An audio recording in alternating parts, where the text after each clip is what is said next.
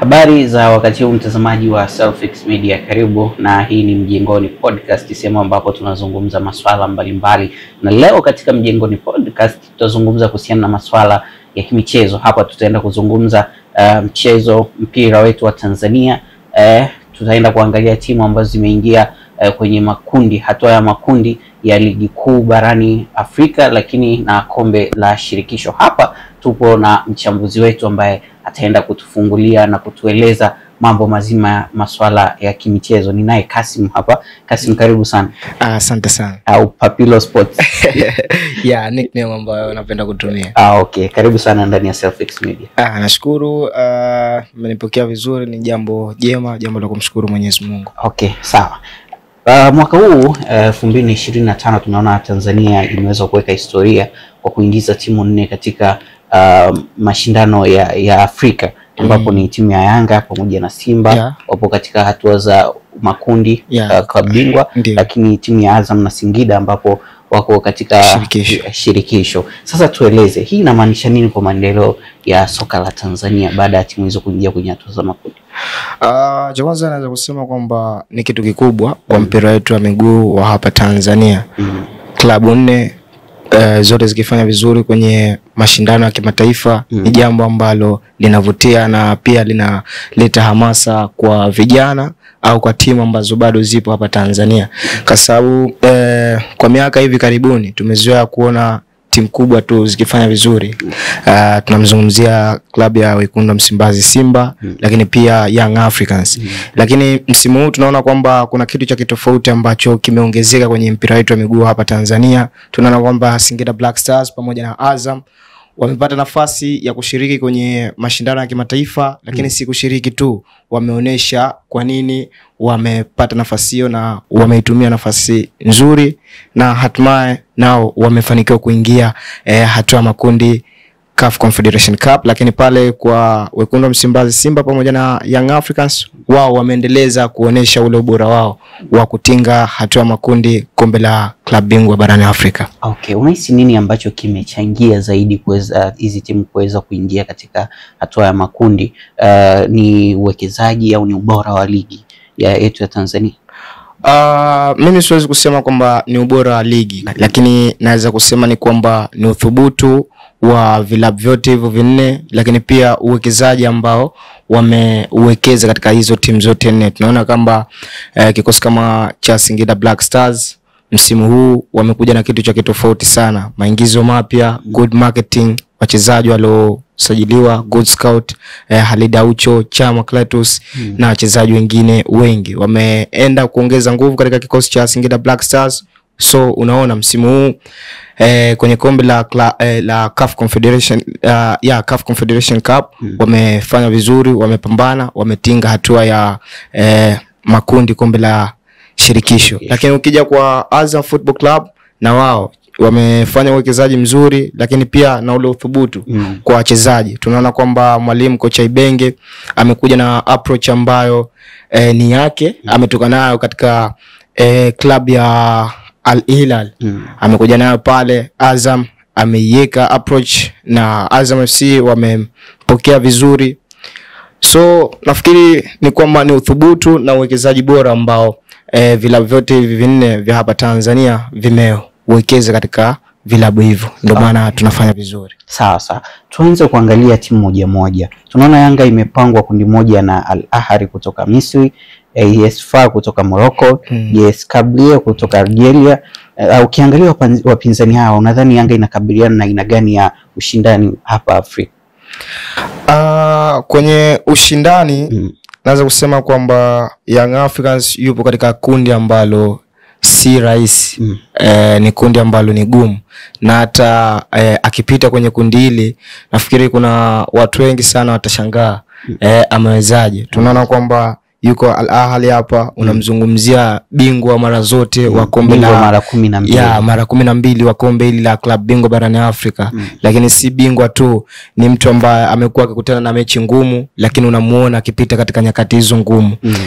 Mechi mechi 3 alizocheza amefanikiwa kupata matokeo, lakini matokeo ambayo aliyapata Al Ahly watu wengi sana hawakutegemea kwamba atapata matokeo hayo au atapita kwenye kipengele hicho, lakini ameweza kupita. Lakini unakuja kwa AS FAR Rabat, hawa wanajiita Black Army. Black Army, yeah. So na wao pia ni klabu ambayo katika mashindano haya CAF Champions League, na wao wana historia yao, wamekuwa na ubora mzuri, wamekuwa wakileta zile tough games. Lakini kwa FC Kabail nao pia ni watu ambao pia kwenye mashindano ya CAF Champions League nao pia wana ule uthubutu. So unaona kwamba Young Africans yupo katika kundi gumu, lakini tushamshuhudia kwa miaka kadhaa amekuwa akituonesha ule uthubutu na Young Africans, kwa sababu tunaona kwamba msimu uliopita hapa aliweza kupangiwa na Mamelodi Sundowns kwenye kundi lake, lakini kulikuwa kuna club kutokea Sudan nafikiri na akapita. So kwa Young Africans mimi nafikiri ni tupate time sasa ya kuona ni kitu gani ambacho atatuonesha, lakini mpaka sasa hivi katika club ya Young Africans msimu huu kuna namna the way kama amedrop fulani hivi. Ukija ukitizama kwenye eneo la kiungo, mimi bado alijanridhisha. So yeah, kwa hiyo naona kwamba Young Africans, sijui labda kuna kitu ambacho atani surprise kwenye hatua hii ya makundi, kwa sababu kama tunavyojua kwenye hatua ya makundi kila team inakuwa ina approach yake ya mchezo kuhakikisha kuwa inapata matokeo. Okay. Yanga kama tulivyosema mpango na hilo kundi wakiwa na Al Ahly. Kwa upande wako unadhani ni mbinu gani ambazo wanaweza kutumia ili kuweza kuhimili grupu hilo ambalo wamepangwa nao? Kwa Young Africans mbinu ambayo wanatakiwa itumie, kwanza nafikiri mwalimu anatakiwa kwanza aje atengeneze eneo lake la ulinzi, lakini pia kwenye safu ya ushambuliaji. Young Africans msimu huu so far hajaanza vizuri kwenye eneo la umaliziaji, eneo la finishing. Tunamtazama mchezaji kama tegemezi wa kikosi cha Young Africans, Prince Dube. Watu wengi ndo wanamtegemea kwenye eneo la striking, lakini msimu huu bado hajatupa kile kitu ambacho tumekizoea kutokea kwa Dube. Tumemshuhudia Dube akiwa Azam, alikuwa ni Dube ambaye ni fire, lakini msimu huu ni kama ka drop fulani hivi. Mchezo ulioisha Young Africans, mchezo aliopata matokeo kuja kwenye hatua ya makundi, tumeshuhudia alishinda mabao 2, lakini kuna nafasi ambazo alitengenezewa na kina Pacome Zouzoua, wakina Edmond John, alikosa nafasi nyingi sana. Mpaka yeye alicheza na Silver Strikers. Silver Strikers, mpaka yeye mwenyewe anakuja anaomba sabu. Kwa hiyo hii sometime ni kitu ambacho kwa striker kinakuwa kama kina wakatisha tamaa mashabiki kumuona, kwa sababu ni mchezaji ambaye anategemewa katika kikosi cha Young Africans, kwa sababu yeye ndo striker ambaye tayari kasha prove wrong, kashaaminisha watu nyakati ngumu akiwa hapa Tanzania, akiwa anacheza ligi ya NBC Premier League. Kwa hiyo mimi nafikiri ni maeneo hayo ambayo mwalimu anatakiwa aende akayarekebishe, eneo la ulinzi lakini pia eneo la ushambuliaji. Okay. Sawa. Twende tukazungumze kuhusiana na Simba. Simba wao wamepangwa na Esperance de Tunis kutoka Tunisia, Petro de Rwanda kutoka Angola, Stade Malien kutoka Mali. Hizo zote ni timu zenye uzoefu mkubwa. Unadhani Simba wana nafasi ya kuhimili pressure ya kundi hili? Kwa Simba nao pia siwezi kusema kwamba ni kundi jepesi. Ni kundi gumu, lakini klabu ya Wekundu wa Msimbazi Simba so far msimu huu, namna the way walivyoanza, kuna kama mwelekeo ambao unauona kwenye timu. Simba msimu uliopita na Simba ya msimu huu naona kuna utofauti mkubwa. Cha kwanza ukija kwenye eneo la ushambuliaji, unaona kwamba sasa hivi wapo vizuri sana, mpaka mabeki wanapata nafasi wanashinda. Lakini ukija pia kwa eneo la striking pia wako vizuri, washambuliaji nao wanashinda. Eneo la ulinzi naona wako vizuri. Kitu kikubwa sasa ni kwamba unajua ishaitwa club bingwa. Ni mashindano ambayo ni makubwa. Ni mashindano ambayo kila hatua ina mfumo wake wa uchezaji, hususan kwa na modern football. Sasa hivi mpira sasa hivi umebadilika sana. Na ukitizama klabu ya Wekundu Msimbazi Simba, namna the way wanavyocheza hivi sasa, unaona kwamba timu yote inacheza, lakini kwenye eneo la ukabaji sasa unakuta muda mwingine wanabaki watu kama 2 kwa 3, kwamba Yusuf Kagoma anabaki eneo la ile deep line, kwamba yeye ndo beki wa mwisho namba 6. Lakini ukija kule nyuma kwa upande wa Rushin De Rock pamoja na Wilson Nangu, ni watu ambao wana ile connection, ambao wanajua bwana wakati hapa kushambulia, wakati hapa si wa kushambulia. So kwa klabu ya Wekundu Msimbazi Simba, mimi nadhani watengeneze approach nyingi ambazo zitasaidia kupata matokeo. Tumeshuhudia mchezo ulioisha wa NBC Premier League aliocheza na JKT Tanzania. Yes. Kuna wakati unatizama mechi, wewe uamini kama Simba anapata matokeo. Yaani unaona kwamba game tayari ishakuwa tough kweli kweli. Lakini kipindi cha pili mwalimu anakuja anafanya mabadiliko ambayo inasaidia timu kupata matokeo. Kwa hiyo approach hizi kama Wekundu Msimbazi Simba wakiwa nazo nyingi katika michezo ambayo watacheza katika kundi lao, anaweza kukutana na mpinzani ambaye ni mgumu. So itabidi au itamlazimu yeye abadilishe mfumo wa uchezaji, aje sasa katika mfumo mwingine ambao unaweza kumsaidia kupata matokeo. Kwa hiyo mimi kwa mwalimu Pantev au kwa manager Pantev, kitu cha kumshauri ni atengeneze approach nyingi. Achana na hii approach ambayo anayo, approach nyingine ambayo inaweza kaja kumpa matokeo mazuri wakati mambo yanapokuwa magumu. Sawa. Tunaona Simba wamekuwa wakifanya vizuri wakiwa wanacheza nyumbani. Ndiyo. Lakini wamekuwa wakifanya vibaya wakiwa wanacheza ugenini. Unahisi tatizo liko wapi hasa? Unajua ni vilabu vingi sana vikitoka hapa nje ya Tanzania vinakuwa havichezi katika ule utimamu ambao watu wamezoea. Hii mimi naona muda mwingine inatokana na mazingira pamoja na mandhari, kwa sababu unajua ukiwa ugenini wewe unakuwa una ile nguvu kubwa kama unapokuwa nyumbani. Lakini kitu kingine naona kwamba bado timu zinazo ile nadharia kwamba hapa sipo nyumbani, kwa hiyo unacheza kwa uoga, ni uchezi kwamba ule mfumo wako ambao umezoea kuucheza. Lakini kitu kingine naona pia ni kujitahadhari. Wao wanacheza kwa kujitahadhari, kwa sababu nayo muda mwingine na cost kwamba wewe unacheza mpira upo ugenini, unajua upo ugenini, alafu unajiachia sana. Muda mwingine inapelekea kwamba mwenzako kuimaliza game mapema na wewe kushindwa kupata nafasi ya kufuzu. So naona ni jambo hilo kwamba wao wenyewe wanakuwa wanachukua tahadhari, na jambo jingine ni mazingira, kwa sababu anaona kwamba bana mimi hapa nipo tofauti, sipo nyumbani. Kwa hiyo hata ile confidence inakuwa tofauti na anayokuwa nyumbani. Okay, sawa. Kwa ubora wa kikosi cha Simba, wataendelea kuvuka kama wanavyovuka hatua ya makundi kama kawaida yao kufika hadi nusu finali na kuiona finali ya klabu bingwa? Ni ngumu. Ni ngumu sana, kwa sababu hatua ya makundi ni moja kati ya hatua ambayo tunaona sisi kwamba una kikosi kizuri au la, kwa sababu pale unaenda kukutana na mabingwa au unaenda kukutana na klabu ambazo ni bora. Mtu yote ambaye anafika pale hatua ya makundi ni timu ambayo ni bora.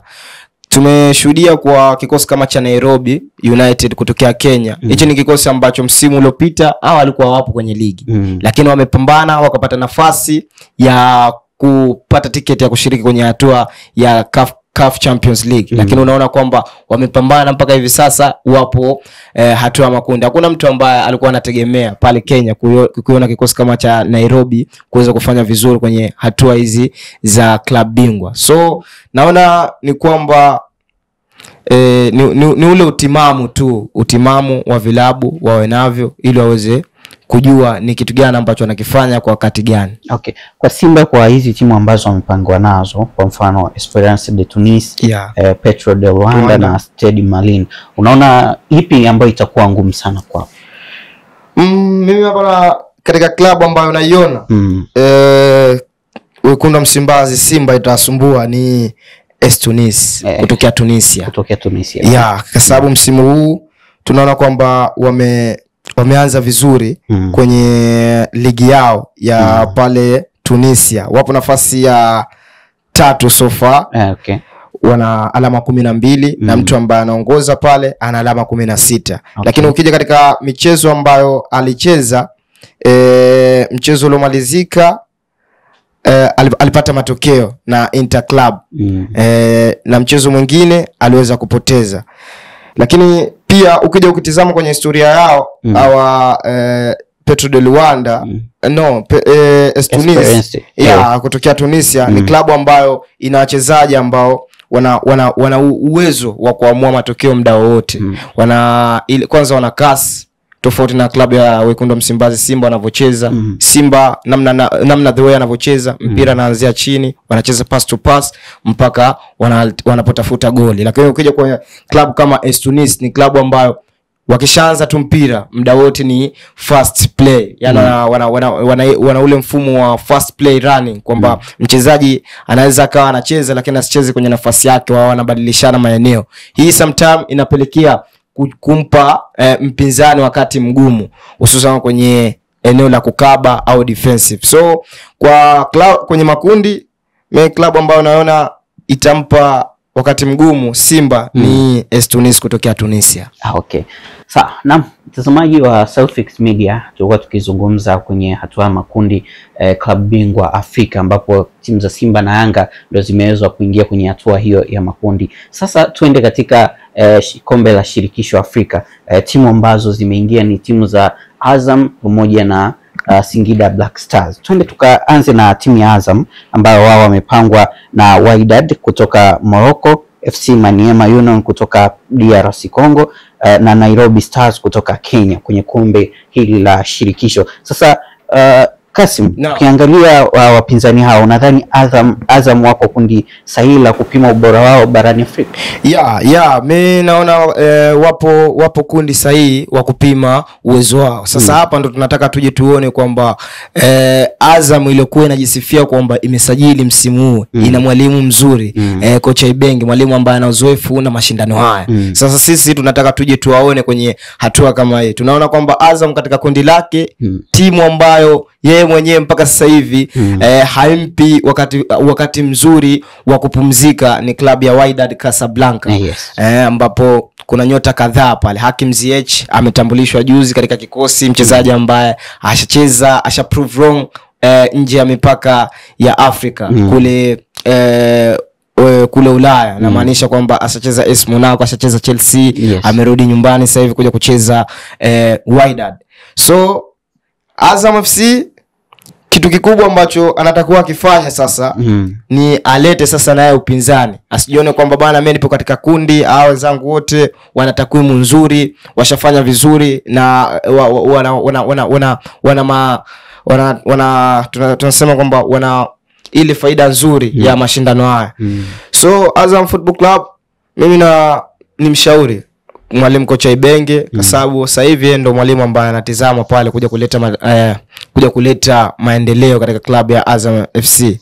So aendelee kuwapa morale wachezaji wake, aendelee kuwapa mfumo mzuri, good structure kwa wachezaji wake, ili waweze kufanya vizuri katika kundi hilo. So Azam wanatakiwa sasa nao waje watupe sasa ule upinzani ambao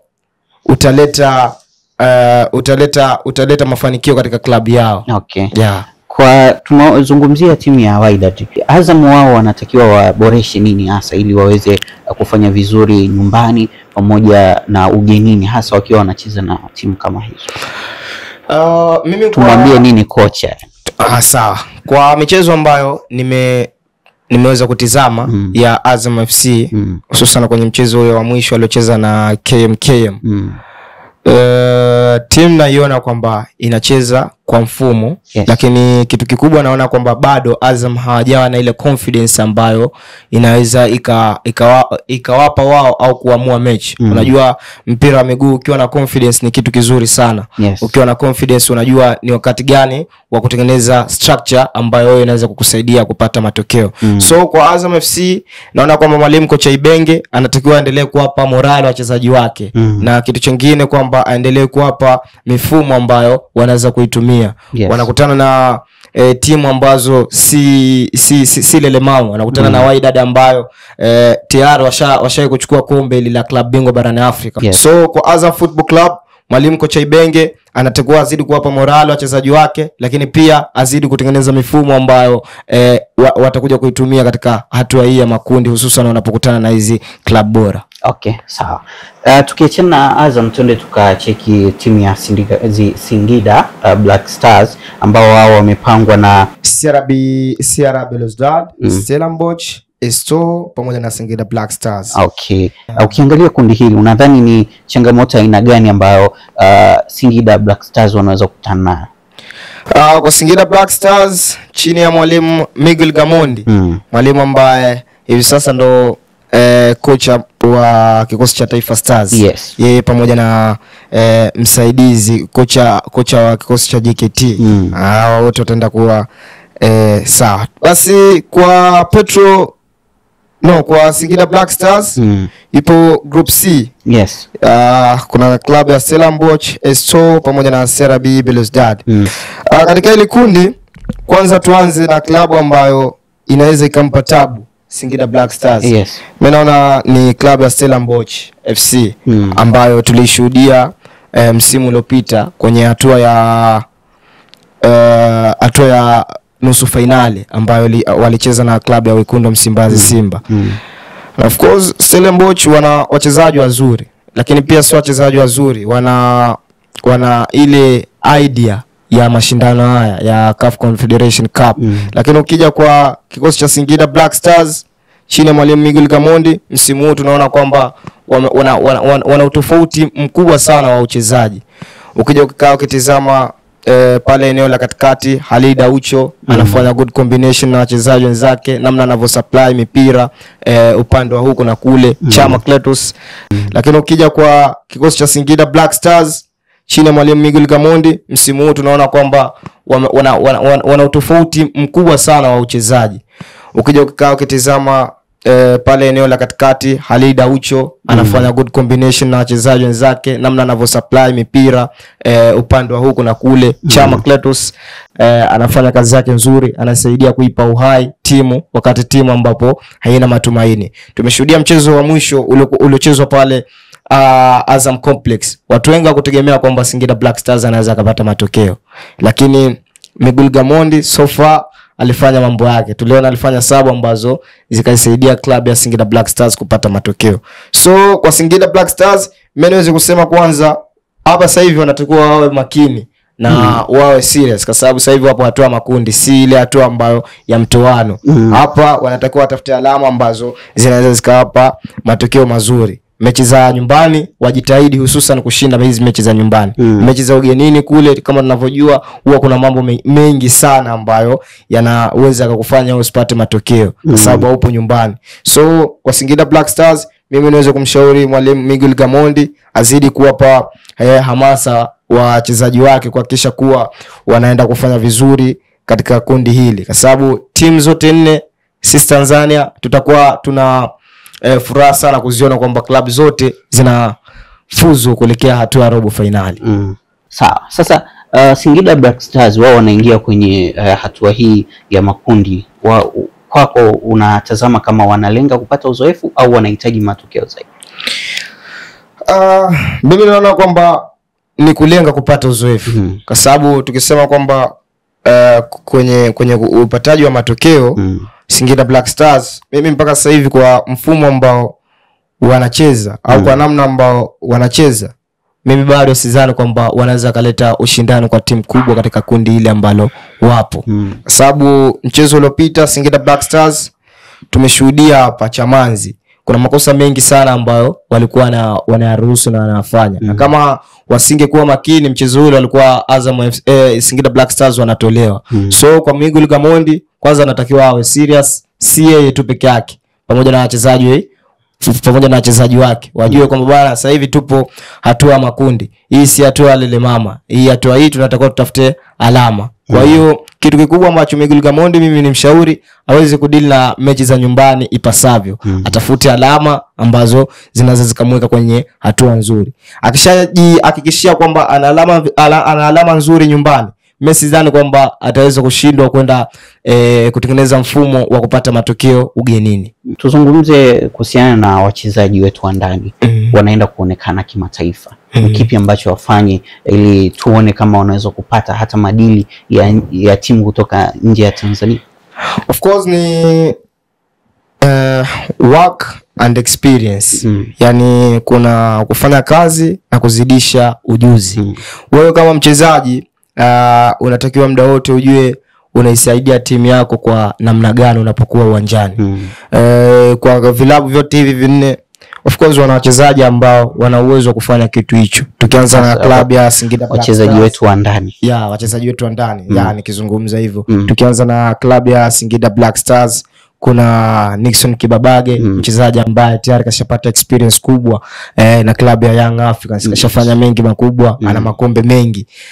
Lakini ukija kwa klabu kama ya Azam FC, kuna vipaji vya hapa nchini. Kuna Pascal Msindo pale, kuna Tepsi Evans na wachezaji wengine. Lakini pia kuna Faisal Salum Feitoto, mchezaji ambaye ni nyota, ambaye kwa kikosi cha Azam FC ndiye wanamuita X Factor player wao. Ukija kwenye kikosi cha Wekundu Msimbazi Simba, wapo kina Yusuf Ali Kagoma, Shumari Salum Kapombe. Naweza kusema kwamba ndo anazidisha ubora wake, kwa sababu msimu huu tumemwona kwamba Shumari Kapombe amepata nafasi ya kwenda kuwania ile tunzo ya mchezaji bora ndani, akichaguliwa na CAF, sio kitu kidogo. Lakini ukija pia kwa Young Africans, wapo wachezaji wa ndani ambao wanafanya vizuri. Dickson Job, ukija ukimwangalia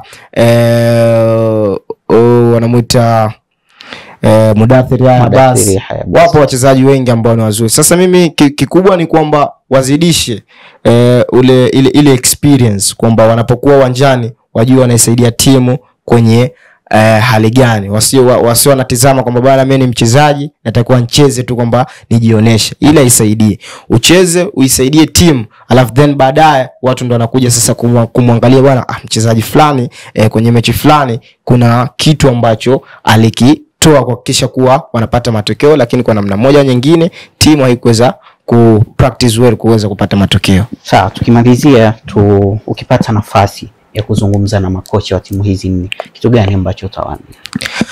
Mimi nikipata nafasi kuzungumza na makocha hawa wanne, hususan kwa klabu ya Singida Black Stars, Azam, Young Africans pamoja na Simba, ni kwamba uwezekano wa kufanya vizuri kwa vilabu vyote vinne upo. Kikubwa tu kwamba wazidi kwa tengeneza wachezaji wao kwenye hali ambayo inaweza ikapa mafanikio vilabu hivyo vyote vinne. Na kitu kingine kwamba wazidi kuongeza ile morali kwa wachezaji. Unajua mwalimu ni si mtu tu ambaye anafundisha mpira, lakini mwalimu ni kama mzazi ambaye anakulea. Hususan kwenye mpira wa miguu, mwalimu na wachezaji tunaweza kusema kwamba mwalimu anakuwa kama baba na mama, wachezaji ndo wanakuwa watoto. Sasa walimu watizame mazingira gani ambayo wakiyafanya wanaweza waika wachezaji kwenye hali ambayo ni ya kupambana.